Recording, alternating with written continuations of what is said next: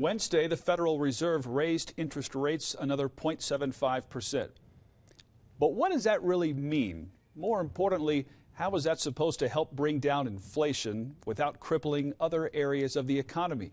We spoke with two experts today about the Fed's latest moves, the biggest impact here, and how long this could last.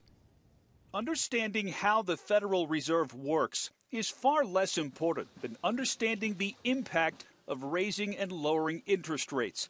When the Feds raise rates, banks raise rates on home loans, car loans, and credit cards.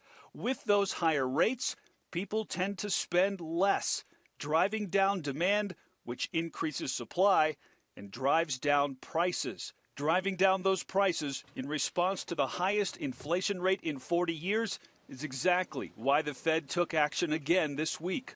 Restoring price stability is just something that we have to do. There isn't an option to fail to do that. I don't recall a time when they have raised interest rates to this magnitude over this short of a time frame. Financial advisor Brad Harvey isn't surprised by the rate hikes. In fact, he expected it to happen sooner. In my opinion, the government was a little bit behind the ball. We saw inflation coming in, and we saw supply chain problems, which increased inflation, and they didn't raise interest rates very quickly.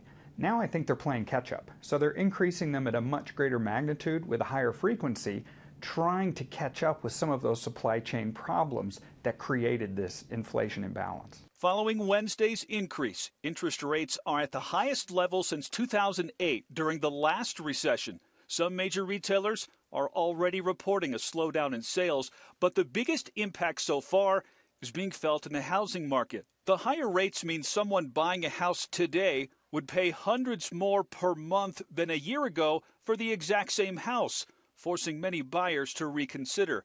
Data from the Pikes Peak Association of Realtors shows home sales in June were down almost 6%, and the amount of homes on the market in June was almost triple what it was a year earlier. Golden opportunity. Jay Garvins, who hosts a weekly show on real estate and home loans on KRDO News Radio, believes despite the higher interest rates, it's actually a buyer's market because of the incentives that buyers haven't had here in years. You can now make an offer on a house and get asking price or $10,000 below.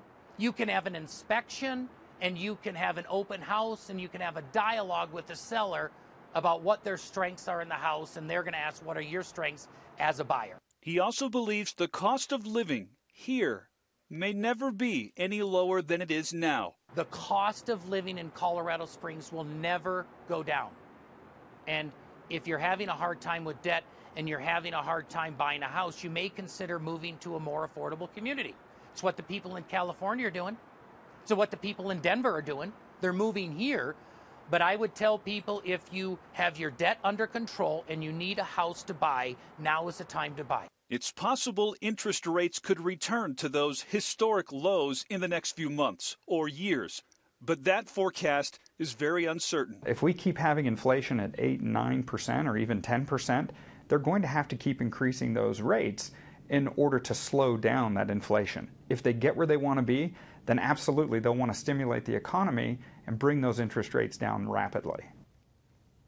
Brad Harvey also pointed out another impact from the higher rates that you probably haven't thought about. The U.S. dollar is getting stronger. That sounds great, but this means people outside the U.S. don't have the buying power they used to, so they likely won't travel to the U.S. as often or buy as many products from U.S. companies as before, which will hurt any region that relies on tourism or manufacturing.